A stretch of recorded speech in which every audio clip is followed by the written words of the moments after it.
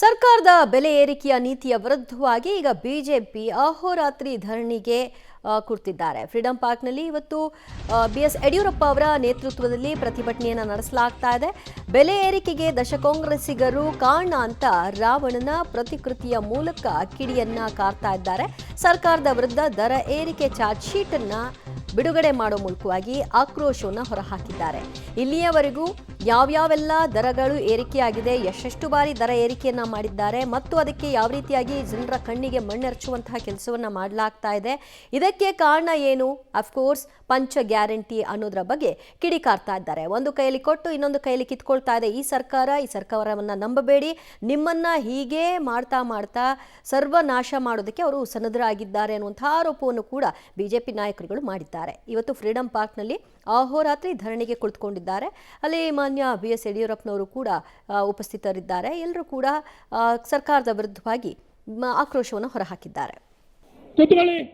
ನಾಯಕ ಈ ರಾಜ್ಯದ ಜನಪ್ರಿಯ ಮುಖ್ಯಮಂತ್ರಿ ಬಿಎಸ್ ಯಡಿಯೂರಪ್ಪನವರಿಗೆ, ರಾಜ್ಯವುಲಿ ಬಿಎಸ್ ಯಡಿಯೂರಪ್ಪನವರಿಗೆ, ರಾಜ್ಯವುಲಿ ಬಿಎಸ್ ಯಡಿಯೂರಪ್ಪನವರಿಗೆ ಯಡಿಯೂರಪ್ಪ ಗುಡುಗಿದರೆ ಒಂದು ಸೆಕೆಂಡ್ ಎಲ್ಲರೂ ಕೂತ್ಕೊಳ್ಬೇಕು. ಎಲ್ಲರೂ ಕೂತ್ಕೊಳ್ಳಿ, ದಯವಿಟ್ಟು ಕೂತ್ಕೊಳ್ಳಿ. ಮಾಧವ ಸ್ವಾಮಿ ಕೂತ್ಕೊಳ್ಳಿ, ಎಲ್ಲರೂ ಕೂತ್ಕೊಳ್ಳಿ. ಕ್ಯಾಮರಾ ಪಾಟೀಲ್ ಕೂತ್ಕೊಳ್ಳಿ, ಮೊಬೈಲ್ ಕೂತ್ಕೊಳ್ಳಿ, ಹಿಂದೆ ನಿಂತು ಕೂತ್ಕೊಳ್ಬೇಕು.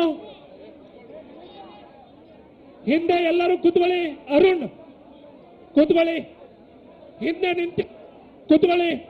ನಾಯಕ ಈ ರಾಜ್ಯದ ಜನಪ್ರಿಯ ಮುಖ್ಯಮಂತ್ರಿ. ಸರ್ಕಾರ ದಿನ ಬೆಳಗಾದ್ರೆ ಯಾವ ಬೆಲೆ ಏರಿಕೆ ಮಾಡುತ್ತಪ್ಪ ಅಂತ ಜನ ಈಗ ಎದುರು ನೋಡಬೇಕಾದಂತಹ ಪರಿಸ್ಥಿತಿ. ಏಕೆಂದರೆ ಹಾಲು, ಮೊಸರು, ಕಸಕ್ಕೆ ಸೆಸ್ಸು, ವಿದ್ಯುತ್ ದರ ಏರಿಕೆ, ಫಿಕ್ಸೆಡ್ ಚಾರ್ಜ್ ಜಾಸ್ತಿ ಮತ್ತು ಪೆಟ್ರೋಲ್, ಡೀಸೆಲ್ ಎಲ್ಲ ಕೇಂದ್ರ ಮಾಡ್ತಲ್ಲ, ಈಗ ನಾವು ಅದಕ್ಕೆ ಕೇಳಬೇಕಲ್ವಾ, ಅವರು ಈಗ ಬೆಲೆ ಏರಿಕೆ ಬಗ್ಗೆ ಮಾತಾಡ್ತಾರಲ್ವಾ ಅಂತ ರಾಜ್ಯದ ನಾಯಕರು ಮಾತನಾಡೋದು, ಒಬ್ರಿಗೊಬ್ರು ಕೆಸರೆಚ್ಚಾಟ ಇದೆಲ್ಲವೂ ಕೂಡ ನಿರಂತರವಾಗಿತ್ತು. ಇವತ್ತು ಅಧಿಕೃತ ಹೋರಾಟಕ್ಕೆ ಬಿಜೆಪಿ ನಾಯಕರು ಇಳಿದಿದ್ದಾರೆ.